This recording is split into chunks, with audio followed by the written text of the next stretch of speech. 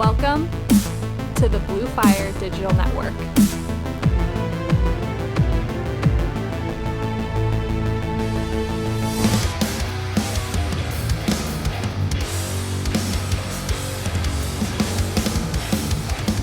Welcome to the Godly Fathers Podcast, a podcast for young dads trying to live a godly life and raise godly children.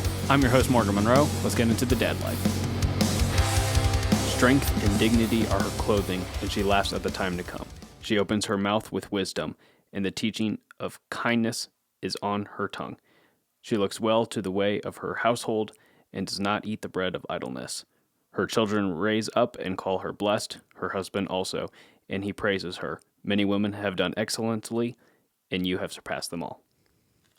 Those are verses 25 through 29 of chapter 31 of Proverbs, which is written by King Lemuel, I think is how you pronounce that. A man I had never heard of, and I thought that was curious, but it apparently no one knows who he is. I was trying to look that up. No one seems to know. I gotta say, guys, anyone who doesn't have a study Bible, commentary Bible, something of the sorts, it's worth the investment. It's awesome. I just got one. It's the ESV English Standard Version, and it's awesome. I just got my desk tidied up, and I just kind of have it here. So every time I'm kind of wondering, like, oh, I wonder if there's further context for that, or further researching future podcasts and stuff. I think it's going to be really cool just to have this nearby, and hopefully I actually will be better about just making time to dive into it. So that's not at all what this episode is about today, but I read out of it. I just want to say, got the new Bible. It's really sick. Anyone who doesn't have some kind of study Bible, check it out. So far, this ESV one is great, but do your research, see what you like. So first of all, I feel like I should apologize for my absence. This is supposed to be a bi-weekly podcast episode every other week, and there wasn't a episode last week, so I apologize for that.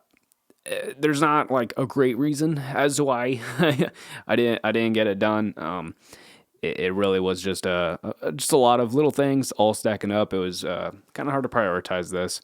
My wife and I just had our baby shower, which took some extra getting ready for. Her birthday just happened. Our wedding anniversary just happened. Our baby's due in a month. We took a birthing class. There was just a lot going on. All very good stuff. It's not like there was something bad that happened that kept me away from doing this, but still, I still apologize, and hope you guys are doing well. So that birthing class is actually gonna more or less be the context of this episode today. I'm gonna keep this episode relatively brief, I think. Because I'm not going to make you guys wait another 2 weeks before the next episode, since, I missed last week. So I don't want you guys to go 3 weeks without an episode and then have to wait another 2 weeks. So you'll only have to wait another week for the next episode, so I'm going to keep this one relatively short for my own sanity. But I think this is going to be a fun one. And for that next episode, I posted on socials that I just finished a book called From Dude to Dad. My grandmother gave it to me. It's really light read, kind of a fun read. So I will be doing a book review of that. So you can make sure to check that out. And really, if you guys aren't following the Godly Fathers podcast on Facebook and Instagram, you better do it. I post on there once or twice in between episodes. I'm going to try to be better, especially on Instagram, because, I can do polls and stuff on Instagram stories and stuff. So I'm definitely going to try to be more active on there. And then if you ever have questions or comments or anything you want to let me know or ask me, I have it on my phone. So if you reach out to me either on Facebook or Instagram, I'll get back to you hopefully before the end of the day. So yeah, that's a little bit of that. I will say as well, part of that clearing off my desk that I was talking about was I just got my computer situation finally figured out. I talked about in like episode 1, I think, in this podcast, that right as I was starting it off, it felt like the devil was trying to keep me from doing it, because the laptop battery would just run low, and it wouldn't hold a charge past 1%. So I had to leave it plugged in, and then if it worked too hard, it would power down anyways. So it was becoming really hard for me to work on anything. Like, it was hard for me to do this podcast. It was hard for me to do my other content.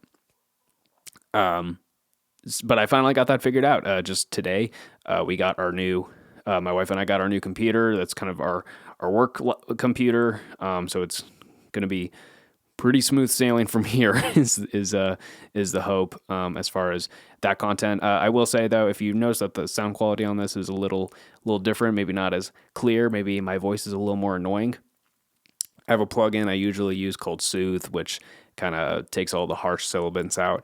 And for some reason, any music people listening to this might know this, but iLock, who manage all of the audio softwares, they are really not. They don't like you to share your the softwares around. So I'm still trying to get that moved on over here. I tried doing that. I just spent an hour trying to do it, and I couldn't get it yet. Hopefully, I'll get that on here pretty quick though. So yeah, like I said, my wife is reaching the end of her pregnancy. She's due November 12th. So especially if baby comes any earlier, we're gonna have little baby Maya here very, very soon. So we're very excited. We got a lot going on though. So I'll go ahead and do a little bit of a plug here though. Is we've been talking a lot about what's going to happen as far as childcare goes, because I don't know if you guys have realized, but childcare is very expensive, and we're very blessed and fortunate to have my parents around to help pretty regularly, pretty easily.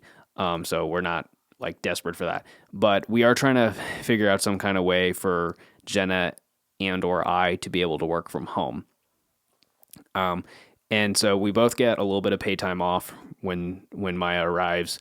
However, I'm really trying to stay here with her. So that kind of requires me to be making money doing what I'm doing. I know that this is a pretty new podcast.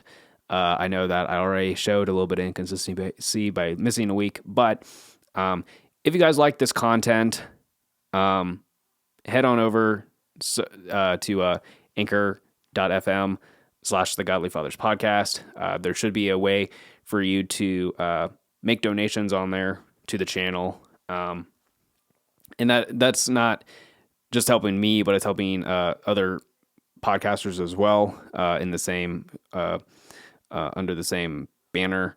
And then if you want to help me more directly, you can also check out my YouTube channel called Geek and Seek, which has mostly been a Magic the Gathering channel, but we sometimes do other stuff. And then I have a personal YouTube channel that I'm bringing back up soon, which is mostly music. And through that, I will have a Patreon pretty soon, so you can support me directly financially through that. And then my band Tundra, if you like our music, think about picking up ordering a t-shirt or something, and maybe more importantly, any or all of that stuff that you guys like, that you want me to keep doing, share it with your friends, share it with people you think would like it, because that's really what's gonna keep it going, because I really only have a couple months in order to try to make this work, but that's the goal. That's what we're gonna try to do. So yeah, I've been rambling for about 9 minutes. I think it's time to talk about what we're actually going to talk about. So during our birthing class that we took about a week ago, maybe a little longer ago, I just kind of got this weird feeling of just awe for my wife. And I mean, this is her first child. Who knows how well she's going to actually do during the pregnancy. But I was just kind of thinking about women in general, and how really incredible they are. that they're able to do this. And I mean, if you really think about it from an evolutionary perspective, human birth doesn't make much sense. I mean, human beings in general don't make a lot of sense on a evolutionary standpoint. Like most animals don't sweat because it's a waste of resource. We sweat. We're obviously far more advanced on a like a mental capacity, like intelligence wise. I'm not a prime example of that, but and then you look at the birth, like the reproduction system of humans is one of the maybe not the top least effective way, but it's up there. Like there's most animals seem to be doing better than us in the childbirthing arena, and that just doesn't make sense from a evolutionary perspective when you think about the fact that it's really supposed to come down to survival of the fittest as evolution. And I'll get more into that at the very end of this episode, but I just kind of started thinking. So I was kind of trying to spend some time looking up some random facts about baby animals. One, because it's fun. So I do have just a couple really fun facts here that they are relatively useless, but they're fun and they make my heart happy. So I thought I'd share them with you. But then there's a couple examples on just how different humans are from the rest of the animal kingdom. All right. So here we go. Here are just a couple fun animal facts that have nothing to do with anything. But while I was doing my research, I found them and thought I would share them with you to make your day a little bit better. 1, otter pups are so fluffy that they can't drown. Otters are already so cute. I don't know if you guys know this, but otters, when they sleep, they'll sleep on their backs in the water. And to keep themselves in their group from floating away, they'll hold hands. And now you're also telling me that the pups are so fluffy that they can't drown? Oh, that's just adorable. Baby bunnies are also called kittens. I like both of those things. I like kittens. I like bunnies. I think that's adorable. This one's kind of cool. Baby crocodilians have an egg tooth. So crocodilians, that's obviously crocodiles. It's also alligators, gharials, caiman. I think that's all of them. They have, when they're hatching from their egg, they have a little sort of like a horn on the front end of their on their nose, and that's what they use to break out of their egg, and then it kind of withers down over time.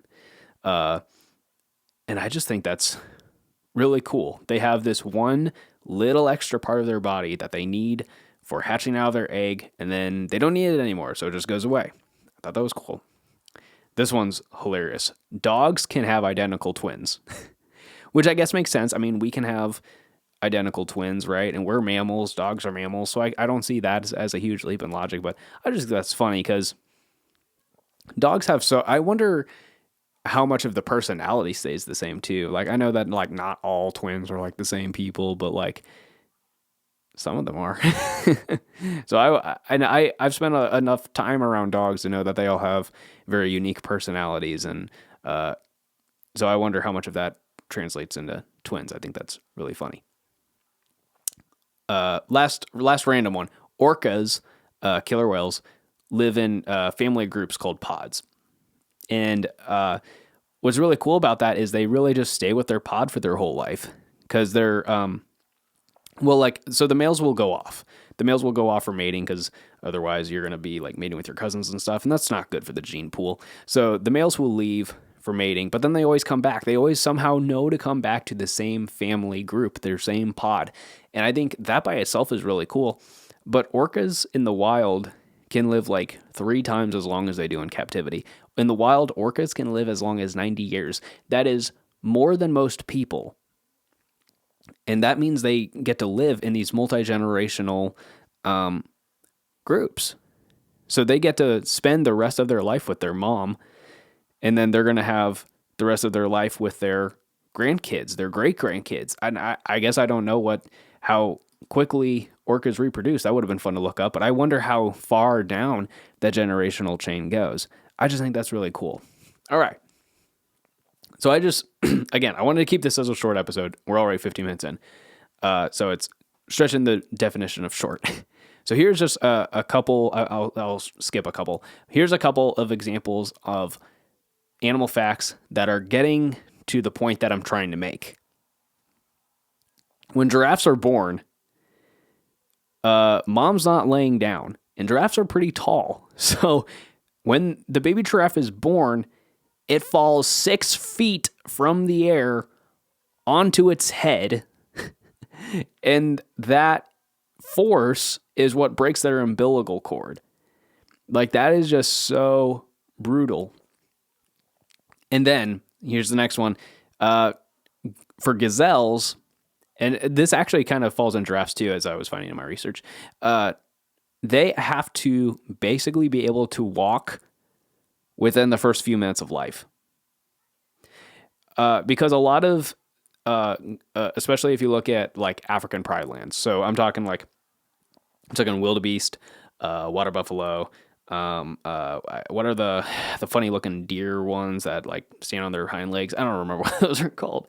All of these, zebras even, all of these, grazing animals basically have to be able to walk within the first couple minutes of life. That's a lot to ask. Imagine you are born and then all of a sudden your mom's like, you gotta get up. You gotta start walking or you're going to get eaten by that lion. All right. That's really what their life is. And it's just crazy. All right. Last one I'll mention. This is another one that I think is fun is, birds learn how to fly by being pushed out of the nest. You know, and I think it's funny that we use the analogy of leaving the nest, right? We use that as people, right? When you grow up, you go off to college, or you move in with your wife, whatever the situation might be, we call that leaving the nest. But for the most part in our modern culture, for the most part, we are kind of given the choice of when that happens and how it happens. Not for birds. Mom's like, all right, we've been here a while. Time to go. Mom and dad got things to do. We got places to be. You got to go. So these birds are probably, 2 weeks old, and they're getting pushed out of the nest, and they're either going to know how to fly or they're not. If you told me the leading cause of death was birds being pushed out of the nest, I would not be surprised. So, yeah. What the heck is the point that I'm trying to make here? Well, first off, nature is brutal, I think is the main thing that I'm trying to make. But think about all these things that are expected of these animals just right off the bat. They have to be able to sustain, I assume, rather intense pain right off the bat. Right when the giraffe falls out of its mom, right when the gazelle is born, he has to be able to run or else. Birds, they're going to have to know how to fly without ever being taught how to fly, which I feel like instinct, just animal instinct in general, is a really interesting concept. And I don't know a lot about it. I don't know. I've heard a lot of weird things, and I'm sure there's more logical explanations that maybe just haven't come across me. But I just think that animal instinct is an interesting concept by itself. But think about all these things. So now we look at people. And we say here that like legal adults are like, I don't know, like 18, it should be 21. And in a lot of cultures, you know, I mentioned in my last episode, the rites of passage, a lot of that was happening around like puberty age, so like 12, 13, maybe 14, early teen years, middle schoolers, basically. Let's say that's the cutoff, right? That's still dependency for a decade, which is longer than most animals. Some other primates like orangutans, they can have dependency on their mom for up to 8 years. But still, that's not as long as a person. And they're still much better off than a small child. Imagine you're in the jungle, right? That baby orangutan probably still has a decent chance of getting away from the jaguar. Would you trust a 6-year-old? Would you trust a 6-year-old child to do that? I sure wouldn't. I apologize about my voice today too. I have not drank enough water, and my office is very cold, and I forgot my sweatshirt, so I just have multiple factors working against me. So I apologize. I hope you guys are enjoying my version of Animal Planet. So my point here is, let's think about human birth, right? Human birth is frail and dangerous. First off, labor lasts so long. Like for first-time moms specifically, it can last like a day. Like that's insane. If any other animal was like that, they would have just been eaten. It's painful. I'm sure it's painful for other animals too. But like if you've ever seen an animal give birth versus see a human give birth, those are very different pain tolerances that we're talking about. These are very different experiences.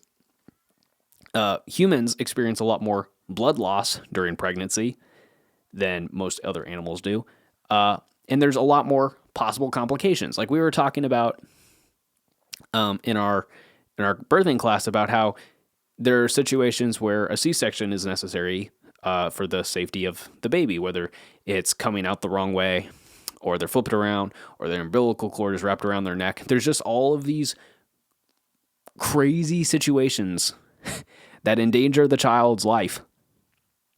And some of these things do happen out in the wild. Some of these things are things that happen. And you know, especially in like animals that have litters, especially in animals that are, you know, giving birth to multiple babies per time they give birth, like dogs or cats. You know, they'll have 4 to 6 babies at a time. In those kind of animals, especially infant death is relatively high, higher than that of humans, but it evens out by how many they're having, right? Most human births are like only one at a time. Like twins are pretty rare, and then the more you go up in number, the more rare it gets. And I mean, kind of think about like how slow that is too. Like, I mean, elephants are pregnant for a lot longer, right? Like elephants are pregnant for, I think, 2 years, whereas humans are like 9 months. But I think a pregnant elephant is still probably better off than a pregnant human, you know? And moms need a really long recovery time. They need a really long recovery time. Most animals, they give birth, they're back up on their feet, hopefully before the end of the day. And they're probably taking it easy. They're probably in pain, but they're getting along with it. Moms tend to have, and humans tend to have a much, much longer recovery time, depending on the type of pregnancy, how smooth it goes. Is it their first kid? Is it not? There are a lot of factors, but they might, you know, be in the hospital for a couple more days. It might be a couple weeks. It just depends. And then it's going to take her a long time before she's able to go back to work. It's going to take her a long time to physically and mentally recover. And then, like I was kind of saying already, is that human babies have a very long-term dependency, longer than really most animals, really all animals except for like maybe orcas, you know, like it's crazy. Like obviously we can't just give birth and say good luck like gazelles or birds can, right? But even if we put it into comparison with primates like orangutans, we still take care of our kids way longer than any other animal. And you might argue, well, yeah, that's because kids are dumb. That's not the point. And you might argue that, well, yeah, but humans live longer than most other animals, so it kind of averages out. And I wanted to kind of buy into that for a minute. But I think I looked at like 2, 3, maybe other species, and I was kind of realizing that this is pointless. Time doesn't pass differently for them. Like, right? Like time is not relative. A second for us is a second for the dog, right? Like we talk about like dog years or whatever, but that's just kind of to make us feel better, right? That's not how it works. They just develop at different rates than we do, so they will deteriorate at different rates than we do. So that's not really a good argument either. It really just comes down to the way that humans give birth doesn't make sense from an evolutionary perspective. And we can think back pretty far. Like you could say like, oh, well, maybe this is a more recent thing. Like we have become the top of the food chain, and so we have become weak in a sense because we're so comfortable. And if you were saying that for like the last 100, maybe 200 years, I could see that argument. But I mean, we have human history, like legitimate human history dating back 10,000 years. And as far as we know, this is kind of how it just is. So it just doesn't make sense. Human birth, the way that humans give birth, doesn't make sense on an evolutionary perspective. I'll admit that the title of this podcast episode was a little clickbaity. I believe in intelligent design, right? I believe that there's a God. I believe that humankind is made to show God. We are made in his image. I obviously believe that, right? I think it's probably bold for me to say that this one specific situation is enough for me to base that argument on, but I think it could be one thing in a multitude of other things that kind of point to a intelligent creator. And I've been also reading another book called "Is Atheism Dead?" And it's really good. It's a hefty read. It's a big brain. It's a big brain read. I can't even say big brain. That's how small brained I am. So I don't know if I'll ever get around to doing a book review for it on this channel. That's also kind of depend on how long I can keep to just strictly parenting stuff, or if at some point I'll be able to tip into other religious things and not just strictly parenting. So anyways, the last thing I kind of want to point out on this is what it says about women, right? And I think there's three things. So as one might say it's cruel. I remember hearing like in documentaries and stuff about the sexual revolutions and stuff in the 60s. Women would often refer to pregnancy as barbaric and brutal and unnecessary. I don't think that's true, because I think the fact that women have done this for thousands of years with mostly success is a testament to their strength, to their beauty, and to their purpose. I'm never going to be able to amount to what my wife is going to endure in a month. And you're probably thinking that about your wife or your significant other. That's just something that you won't ever be able to match. I mean, you helped, right? Most people listening to this podcast are men. I checked the analytics. Most of you helped out, you know. Most of you helped out, but then mom kind of did the rest of it, you know, with a little bit of molding from God himself. And I just think it might seem harsh, it might seem rough, it might seem brutal, this whole thing. And I'm gonna be honest, I'm a little worried. Not worried, but you know, I want to be there for my wife. I want her to feel as safe as she can and as comfortable as she can when she goes into the birth next month. But again, as much as it's as easy as it is to look at the hard parts, I think it's more important that we focus on those three words I already stated: strength, beauty, and purpose. If you have an opportunity to today, say thank you to a mom in your life, whether it's your own mom, whether it's your wife, the mother of your kids. Have that. Like, show them that gratitude, because women are amazing. Moms are amazing. We're going to need to get some moms on this podcast and kind of see things from their point of view. I think that would do us dads a little bit of good. I wish I had done that earlier. So I don't know if or when we'll get around to that, but hopefully we can do that soon. So again, you guys don't have to wait for 2 weeks for another episode. We'll have the book review of From Dudes to Dad coming out next Tuesday.